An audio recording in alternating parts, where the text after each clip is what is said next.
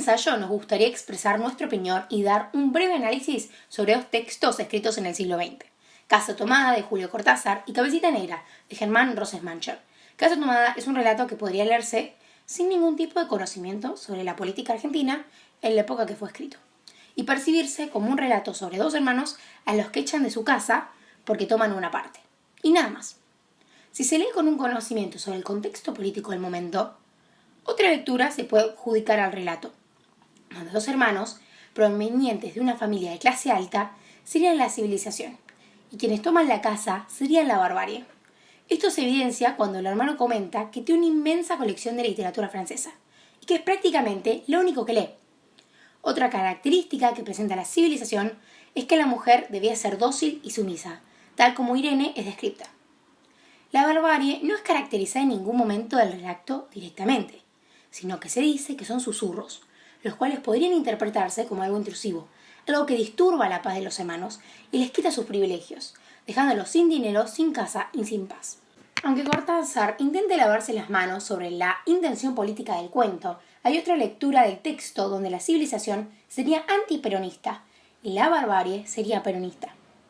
Cortázar dice que está contento porque sus obras pueden ser interpretadas de múltiples maneras.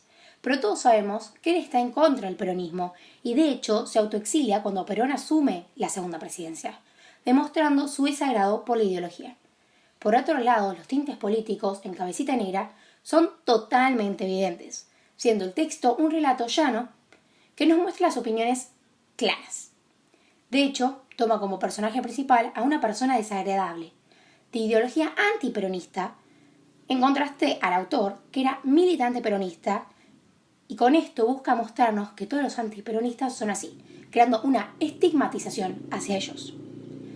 Para ser peronista el autor, consideramos que hizo un buen trabajo creando un personaje antiperonista, porque si no supiéramos nada de la vida y los pensamientos del autor, podríamos llegar a creer que él mismo piensa de esta forma. Suponemos que esto no fue nada fácil para él. Cabe mencionar que el título de la historia, Cabecita Negra, era un término que se usaba para hablar de las personas negras pertenecientes a la clase trabajadora de manera despectiva en los años 40 en Argentina, principalmente en Buenos Aires. En esta historia, el señor Lanari, que tiene una ferretería y sufre de insomnio, sale de su casa una noche porque lo irritaban gritos provenientes de una chica que estaba en la calle. Allí, él le da plata para que se calle, cuando un policía se le acerca y lo quiere llevar preso suponiendo que él era el proxeneta de la chica. En esta situación, el señor Lanari busca ganarse al policía utilizando el racismo, pero el tiro le sale por la culata cuando se da cuenta que el policía era negro también. Como último recurso, el señor Lanari lo invita a su casa a tomar whisky. Una vez allí, la chica va corriendo a la primera habitación que ve y se queda dormida instantáneamente. El señor Lanari invita al policía a su biblioteca, de la que nunca leyó ningún libro, pero de la que está sumamente orgulloso porque lo supone como un hombre culto, para tomar un whisky, y en ese momento el policía lo muele a golpes porque la chica resultó ser la hermana del policía. Finalmente, el señor Lanari se despierta en el piso, golpeado, solo y con la casa patas arriba. Nuestros antagonistas del relato serían la chica y su hermano, aunque al mismo tiempo se pone en evidencia que el protagonista no es bueno tampoco. Ambos bandos toman acciones cuestionables, de manera explícita o implícita. Por ejemplo, Lanari le da plata a esta mujer para sentirse superior, mientras los hermanos le revuelven la casa, aunque sin robarle nada, y dejándolo desmayado en el piso a causa de los golpes que le dan.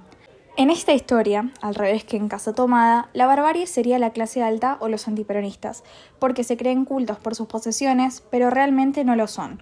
Mientras que la civilización sería la clase trabajadora o los peronistas, quienes sufren injusticias por parte de la clase alta cuando ellos no hicieron nada. Casa Tomada podría verse como un relato con más intenciones artísticas que Cabecita Negra, o eso parece, porque utiliza más recursos y palabras para embellecer la historia que Cabecita Negra, que podría decirse que es una historia que va al grano. Algo que nos pareció interesante y un poco confuso a la vez fue el narrador de Cabecita Negra, que en un principio parecía no ser partícipe de la historia, pero después se confunde su narración con los pensamientos de Lanari. Casa Tomada, en este sentido, es más claro, contándonos todo desde un protagonista de la historia, que si bien nos da su opinión personal cuando recuerda a la casa y a su hermana con nostalgia, no deja en evidencia sus ideologías políticas en ninguna instancia de la narración. Creemos que los protagonistas de Casa Tomada son un tanto extraños, al ni siquiera fijarse si realmente había sido tomada su casa, sino que con tan solo escuchar unos susurros ya deciden irse, dejando todo atrás, lo cual cabe mencionar que sucede 2 veces en la historia. En un primer momento toman una parte de la casa, la parte más grande. Entonces los hermanos se van a vivir a la más pequeña. Luego toman esa parte también, entonces los hermanos cierran la casa y se van, lamentando sus posiciones perdidas y desechando sus llaves para que nadie se meta en la casa a robar, a esa hora y con la casa tomada.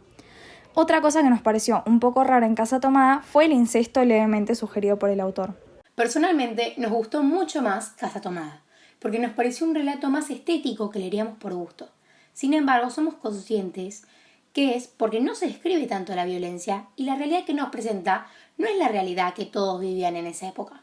No sucede lo mismo con Cabecita Negra, un relato en la que la violencia no se toma tan a la ligera como en Casa Tomada, y pone en evidencia el racismo y el clasismo existentes en la época.